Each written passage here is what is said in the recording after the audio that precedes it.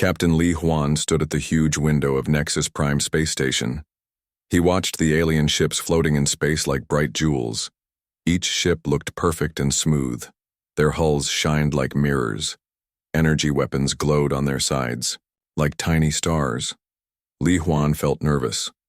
Today was the big day. The Galactic Council would see human ships for the first time. He had waited 3 years for this moment. "Captain," said Dr. Kim Nari as she walked up to him.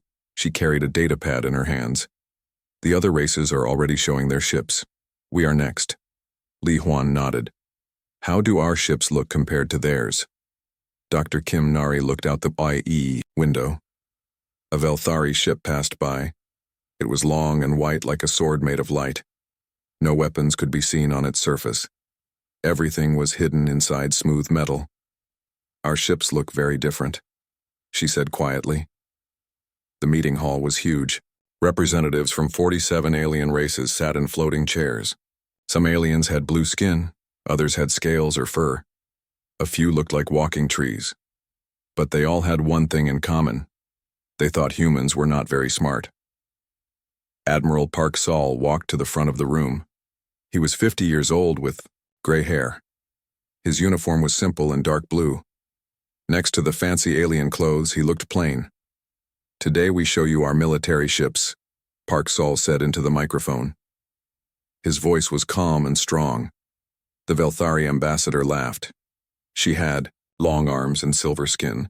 "This should be fun to watch," she said to her friends. A big screen showed the first alien ship. It was from the Zeph Collective. The ship looked like a crystal that could fly. Blue energy flowed around it like water.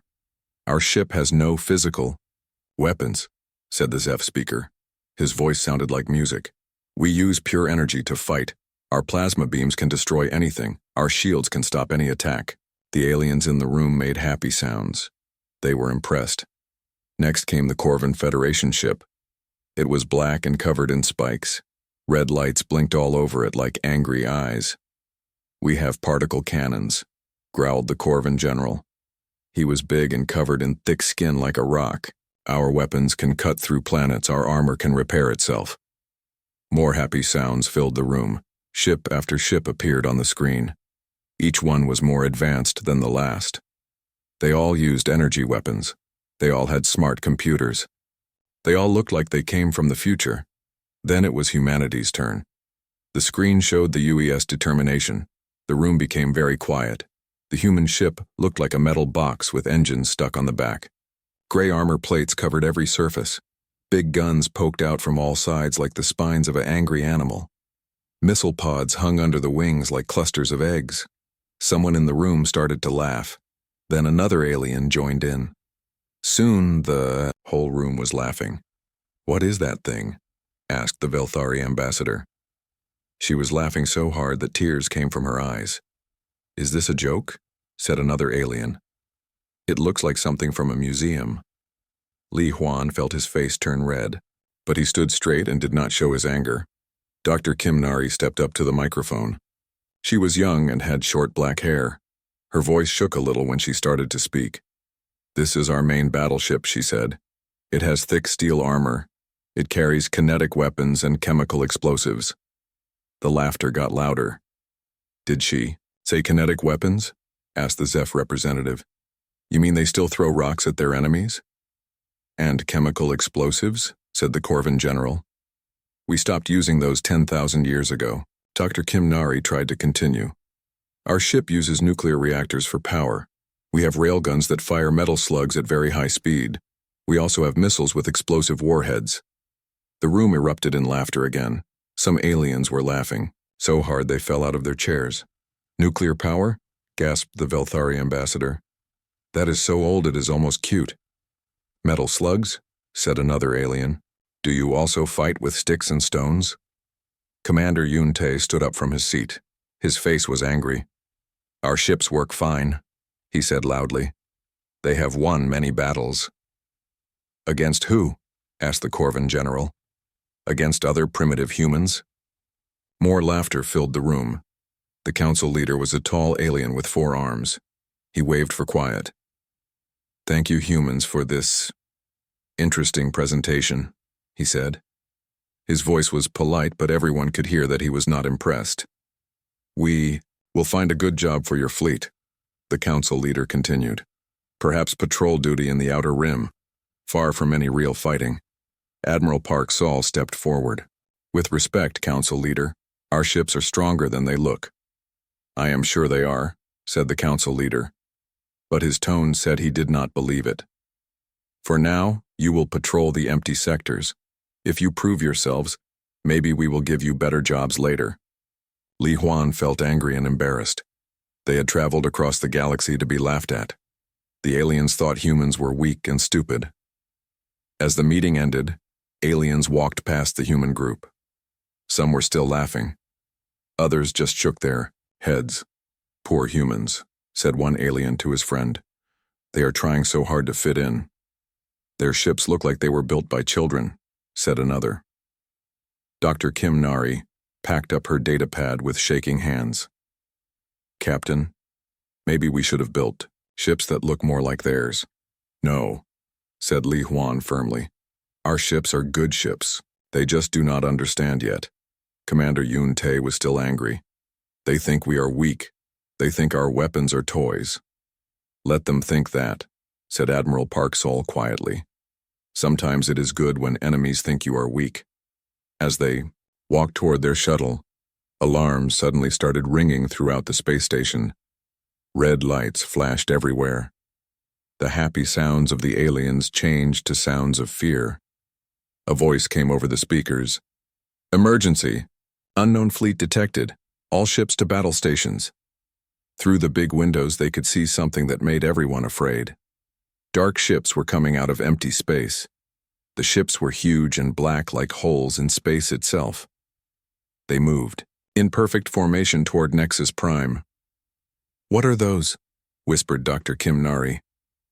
The alien ships that had looked so pretty and advanced were now rushing to fight, their energy weapons charged up with bright colors. But Li Huan had a bad feeling in his stomach. Something told him that this day would change everything. The dark ships moved like shadows across space. They were bigger than any ship in the Galactic Council fleet. Their hulls were black metal that seemed to eat light itself. No windows could be seen. No lights blinked on their surface. They looked dead, but moved with terrible purpose. Captain Li Huan watched from the observation deck as the Council fleet rushed to meet them. The beautiful alien ships that had been showing off just minutes ago now looked small and fragile. "Count them," said Admiral Park Sol as he joined Li Huan at the window. Dr. Kim Nari checked her scanner. 57 enemy ships. They are huge. Some are bigger than our biggest space stations. The Velthari ships reached the enemy first. Their white hulls gleamed as they fired their plasma weapons. Bright blue beams shot across space like lightning. The beams hit the dark ships directly. Nothing happened. The plasma beams seemed to disappear into the black hulls. The enemy ships did not slow down or change course. They kept moving forward like the attack had never happened. "Did their shields stop the plasma?" asked Commander Yun Tae. "No," said Dr. Kim Nari, staring at her instruments. "The energy just went away, like the ships ate it." Now the Zeph collective ships joined the fight. Their crystal ships fired pure energy beams that could cut through mountains. The beams hit the dark ships and vanished just like the plasma had. The Corvin Federation tried next. Their particle cannons fired with enough power to destroy cities. The enemy ships absorbed every shot without taking any damage. Then the dark ships fired back. Strange weapons appeared on their hulls like opening mouths. They shot beams that looked like twisted lightning. When these beams hit the Council ships, terrible things happened. The first Velthari ship that got hit started to change. Its white hull turned black. The ship began to bend and twist like it was made of soft clay. Then it exploded from the inside. "What kind of weapon was that?" whispered Dr. Kim Nari. More Council ships died in the same horrible way. The beautiful crystal ships of the Zeph Collective cracked and fell apart. The strong Corvin ships melted like ice in fire. In 10 minutes, half of the Council fleet was destroyed. The rest were running away as fast as they could. The alarms on Nexus Prime got louder. Alien voices spoke in panic over the communication system. "All civilian ships evacuate immediately. Unknown enemy is advancing on the station. Repeat, all ships evacuate now. Admiral Park Saul grabbed a communication device. This is Admiral Park Saul of the human fleet. We request permission to engage the enemy. A Velthari voice answered. Quickly.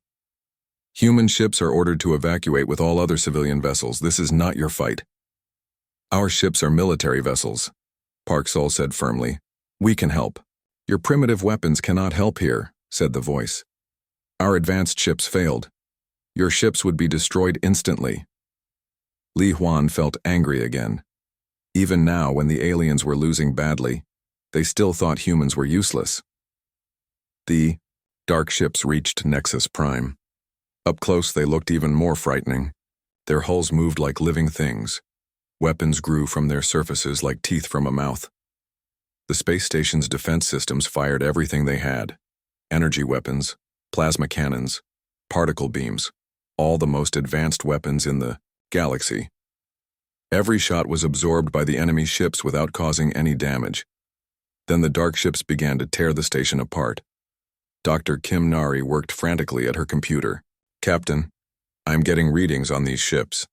They are not normal. What do you mean? Asked Li Huan. They are machines, but they are alive somehow. And they are learning from every attack. Every energy weapon that hits them makes them stronger. Learning. How? They absorb the energy and use it to improve themselves. Each shot teaches them how to defend against that type of weapon better. Commander Yun Tae stared at the battle. So, every time the aliens shoot at them, they get harder to kill. Finished Dr. Kim Nari. Admiral Park Saul listened to the communications between the fleeing alien ships.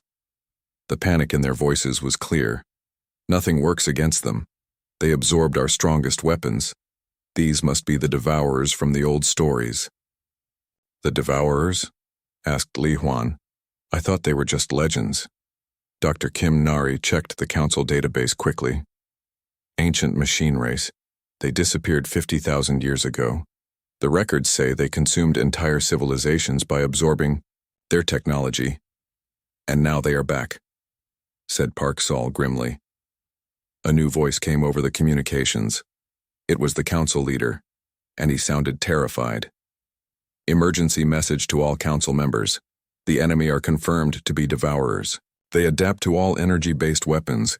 Evacuation of all council worlds has begun. May the stars help us all. Fleet Admiral Bang Sujin appeared on their communication screen. She was calling from the human fleet command ship. All human vessels, this is Admiral Bang. We have new orders. What are our orders? Asked Park Saul. The council has ordered all human ships to retreat to Earth immediately. We are not equipped to fight this enemy. Li Huan felt frustrated. Admiral, we have not even tried to fight them yet. Our orders are clear, Captain. The council believes our weapons are too primitive to be effective. Dr. Kim Nari looked up from her computer. Her eyes were bright with excitement. Captain, I think the council is wrong. What do you mean? These Devourers adapt to energy weapons because that is what they were designed to fight. But look at their construction. She showed them her scanner readings. Their hulls are designed to absorb and redirect energy, but I do not see any adaptation for kinetic weapons. Kinetic weapons? Asked Commander Yun Tae. Bullets, missiles, physical projectiles. The aliens stopped using them thousands of years ago, so the Devourers never learned to defend against them. Admiral Park Saul understood immediately. You mean our primitive weapons might actually work? It is possible. Their adaptive systems might not know how to handle simple metal bullets traveling at high speed. Li Huan looked out at the dark. Ships destroying what was left of Nexus Prime. Admiral Bang, we request permission to test this theory. Absolutely not, came the reply. You will follow orders and retreat. But Admiral Park Saul had made his decision. Admiral Bang, we are going to have communication problems for a few minutes. He turned off the communication system. Captain Li Huan, prepare the determination for combat. Dr. Kim Nari, I want every kinetic weapon we have ready to fire. Commander Yun Tae, signal the Resilience and Defiance to join us. Sir, we are disobeying direct orders, said Yun Tae. Yes, we are, said Park Saul. But sometimes doing the right thing means breaking the rules. The 3 human ships moved away from the evacuation fleet. They were small and ugly compared to the alien vessels, but they moved with purpose toward the enemy. The Devourers had finished destroying Nexus Prime. Pieces of the great station floated in space like broken glass. Now the dark ships were forming up to chase the fleeing Council fleet. Then they noticed the 3 small human ships approaching them. For a moment, the Devourers did nothing. These tiny ships were not worth their attention. But the humans kept coming. "All weapons ready, Captain," reported Commander Yun-Tae. "Target the smallest Devourer ship," ordered Li Huan. "Let us see if our theory is correct." The Determination opened fire with everything it had. Railgun slugs shot through space at incredible speed. Missiles streaked toward the enemy ship with chemical explosive warheads. Autocannons fired streams of metal bullets. The kinetic rounds hit the Devourer ship's hull with tremendous force, and for the first time since the battle began, a Devourer ship took damage. The Devourer ship shook as the human bullets hit its hull. Pieces of black metal flew off into space. For the first time in 50,000 years, a Devourer ship was bleeding. Captain Li Huan could not believe his eyes. "It worked. Our weapons actually hurt them." The damaged Devourer ship turned toward the 3 human vessels. Its hull began to change and grow new weapons. But something was wrong. The ship moved slowly like it was confused. "Keep firing," shouted Admiral Parksall over the communication system. "Do not give them time to adapt." The determination, resilience, and defiance poured everything they had into the wounded enemy ship. Railgun slugs punched holes through its armor. Missiles exploded against its hull with chemical fire. Autocannon bullets chewed away at its surface like hungry insects. The Devourer ship tried to return fire, but its twisted lightning weapons missed badly. The ship was shaking too much from the kinetic impacts to aim properly. "They cannot handle physical impacts," said Dr. Kim Nari excitedly. "Their systems are designed for energy absorption, not kinetic shock." After 5 minutes of continuous fire, the Devourer ship broke apart. Pieces of black metal scattered across space like a broken puzzle. The other Devourer ships stopped chasing. The fleeing Council fleet. They all turned to look at the 3 small human ships that had just done the impossible. "Uh-oh," said Commander Yun-Tae. "I think we made them angry." 12 Devourer ships broke away from the main fleet and headed straight for the humans. Their hulls rippled and changed as they prepared new weapons. "All ships, retreat formation Delta," ordered Admiral Parksall. "Use hit-and-run tactics."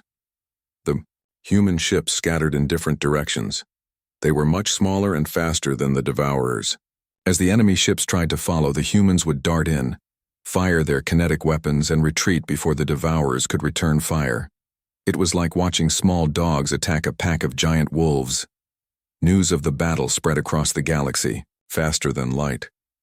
On every Council world, aliens watched their screens in amazement as primitive human ships fought the unstoppable Devourers and won. The Velthari High Command sent an emergency message to Admiral Parksall. "Human fleet, this is incredible. How are you damaging them?" "Simple physics," replied Parksall. "Sometimes the old ways work best." Within hours, every alien government in the galaxy was calling Earth. The same species that had laughed at human ships now begged for help. Captain An Ji-ho received the first desperate call on his ship, the Indomitable. The caller was a Zeph, collective admiral whose crystal ships had been destroyed earlier. "Please, human captain." The alien voice was full of fear. "The Devourers have reached our home system. Our weapons are useless. Can you help us?" "We are on our way," said An Ji-ho simply. The Indomitable was humanity's largest ship. It looked like a flying fortress covered in armor and weapons. Where alien ships were smooth and elegant, the Indomitable was rough and practical. It carried not just big guns but also small fighter ships and troops for boarding enemy vessels. When the Indomitable reached the Zeph home system, it found 20 Devourer ships attacking the planet. The beautiful crystal cities on the surface were being torn apart by twisted lightning. "All fighters launch," ordered Captain An Ji-ho. "Marines prepare for boarding action." 50 small human fighter ships swarmed out of the Indomitable like angry bees. Each fighter carried kinetic weapons and chemical rockets. They were too small and fast for the Devourers to hit easily. But the real surprise came when Major CO Young led her Marines in boarding pods directly at the enemy ships. "Major, are you insane?" asked the Zeph Admiral. "You cannot board those ships." "Watch us," said Major CO Young with a grin. The boarding pods were simple metal cylinders with rockets attached. They crashed into the Devourer hulls like hammers and cut their way inside with explosive charges. Inside the enemy ships, Major CO Young and her Marines found something strange.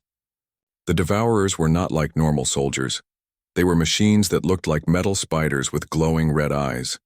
They moved in perfect patterns and attacked with energy weapons.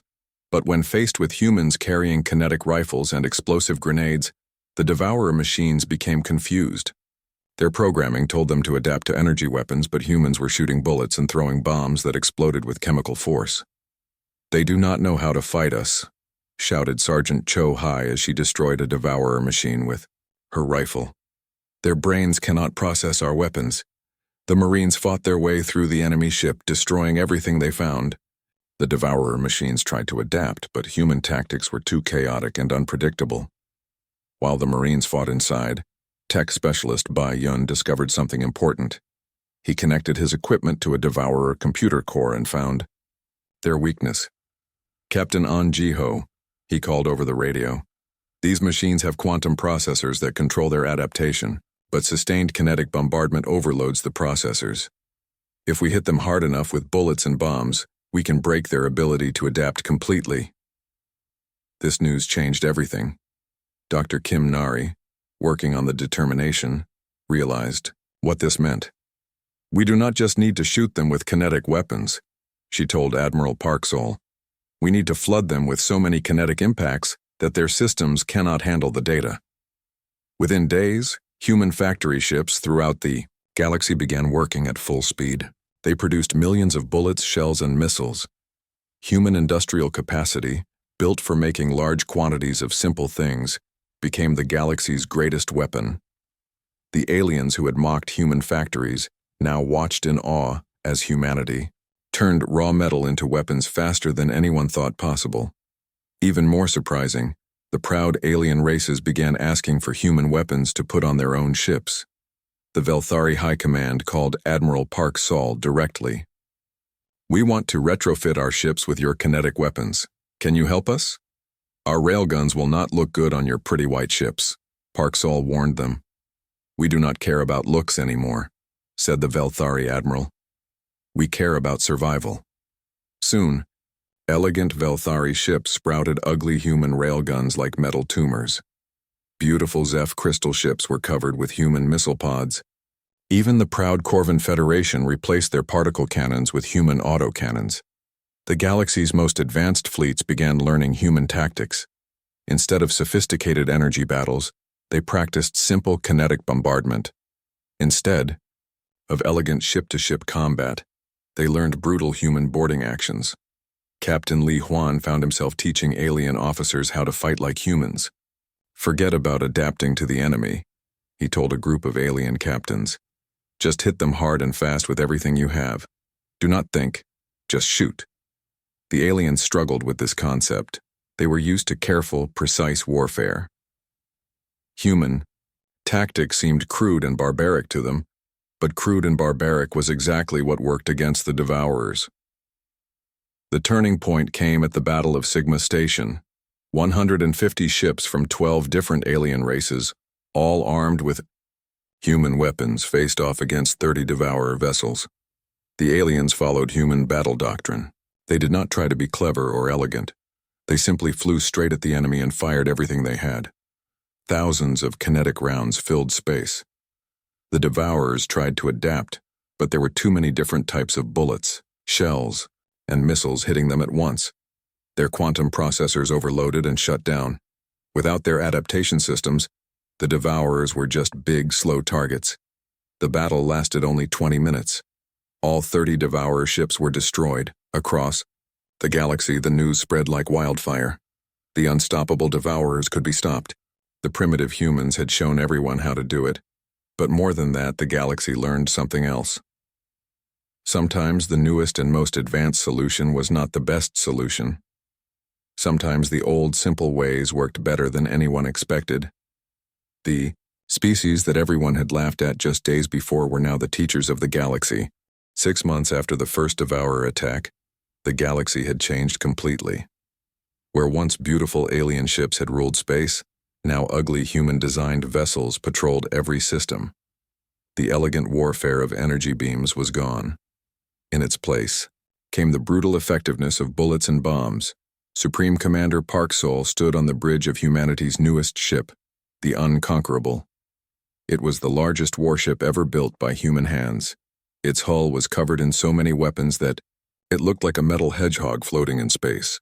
"Final intelligence report, sir," said Captain Li Huan as he handed Park Sol a datapad. "We have found the main Devourer stronghold." The stronghold was located in the Andromeda approach, a region of space that had been empty for thousands of years. Long-range scouts had discovered why it was empty. The Devourers had been hiding there, building their strength, waiting for the right time to attack. "How many ships?" asked Park Sol. "Over 300, replied Li Huan, "including 5 ships, larger than anything we have ever seen. They are the size of small moons." Park Sol looked out at the assembled fleet. 200 ships from 23 different alien races floated in formation. But every single ship now carried human weapons and followed human tactics. The proud Velthari ships were no longer white and smooth. They were covered in gray human railguns and missile pods. The crystal ships of the Zeph Collective had been reinforced with human armor plating. Even the spiky Corvin vessels now bristled with human autocannons. "It is strange," said Dr. Kim, Nari as she joined them on the bridge. 6 months ago, they laughed at our ships. Now they all try to look like us. Admiral Ko Yoon's voice came over the communication system from her flagship, the Unstoppable. "All fleet commanders, this is Admiral Ko. We jump to the target system in 10 minutes. Remember your orders. Overwhelming kinetic bombardment. Hit them with everything at once." Wing Commander Nam Bin checked in from his fighter squadron. "Stryker. Wing ready for launch. We have enough missiles to blow up a planet." The fleet jumped to hyperspace together. When they arrived at the Andromeda approach, what they saw made even the bravest humans feel afraid. The Devourer stronghold was massive. Hundreds of the black ships floated in perfect formation around 5 enormous vessels that dwarfed everything else. The largest Devourer ship was bigger than Earth's moon. Its surface was covered in weapons that looked like the mouths of hungry beasts. "Mother of Stars," whispered Commander Yun Tae. "How do we fight something that big?" But Park Sol was calm. "The same way we fight everything else, we shoot it until it breaks." The Devourers detected the approaching fleet immediately. The massive ships began to move, their hulls rippling and changing as new weapons grew from their surfaces. They had learned from their previous defeats. These ships were different from the ones that had attacked Nexus Prime. "Sir," said Dr. Kim, Nari, checking her scanners, "they have adapted their hulls to resist kinetic weapons. The armor is much thicker now." "Then we use bigger bullets," said Park Sol simply. The battle began when the Devourers fired first. Beams of twisted energy reached across space toward the Allied fleet.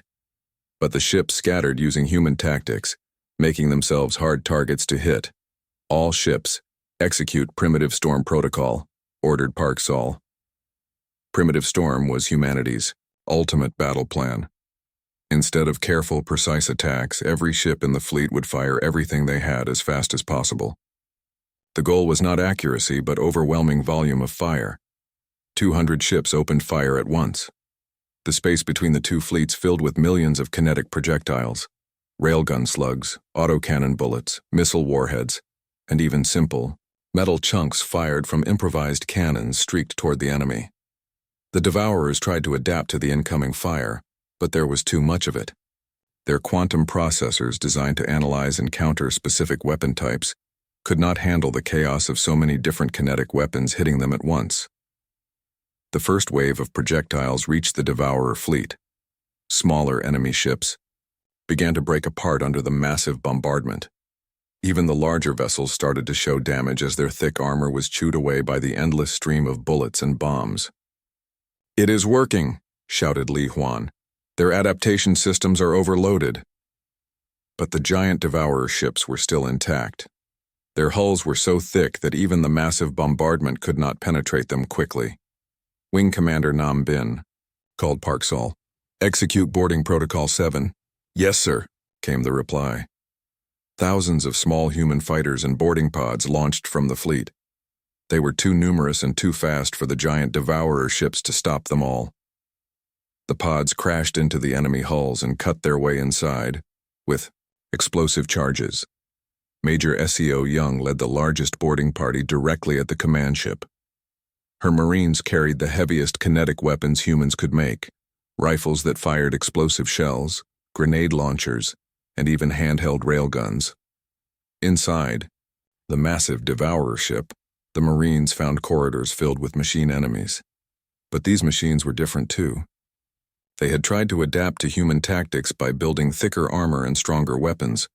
"They learned how to fight us," said Sergeant Cho Hai as she fired her rifle at a heavily armored Devourer machine. "Then we learn how to fight them back," replied Major Seo Young. She pulled out a new weapon, a small explosive charge that could be thrown like a grenade but had the power of a missile warhead. The explosion tore through the corridor, destroying everything in its path. "I love human engineering," said Seo Young with a grin. The boarding parties fought their way deeper into the enemy ships. Tech specialist Bai Yun discovered that the massive vessels had central control cores, just like smaller Devourer ships.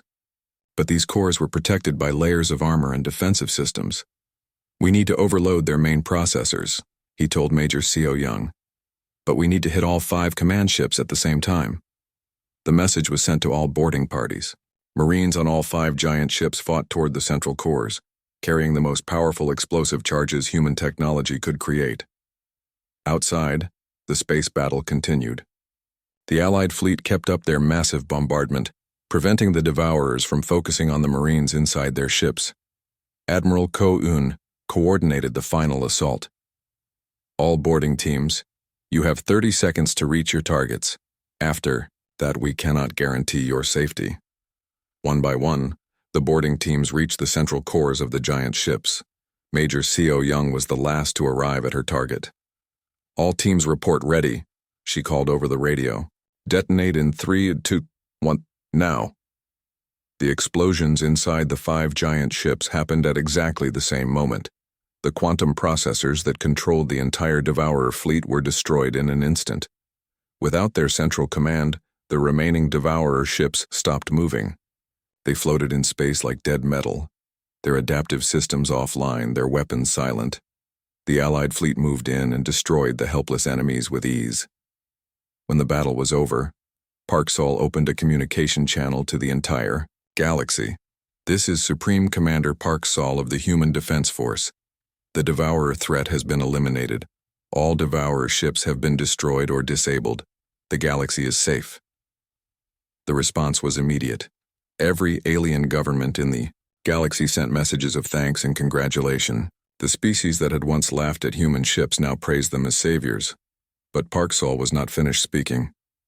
"6 months ago you called our ships outdated. You said our weapons were primitive. You laughed at our technology and gave us patrol duty in empty space." His voice became stronger. "But when your advanced ships failed, our simple ships succeeded. When your energy weapons were useless, our kinetic weapons saved you. You learned that sometimes the old ways survive because they work." Across the galaxy, alien leaders listened in silence. "From now on, the Terran Defense Initiative will coordinate all military operations in this galaxy. We will teach you how to fight with simple, effective weapons. We will show you that advancement is not always about having the newest technology."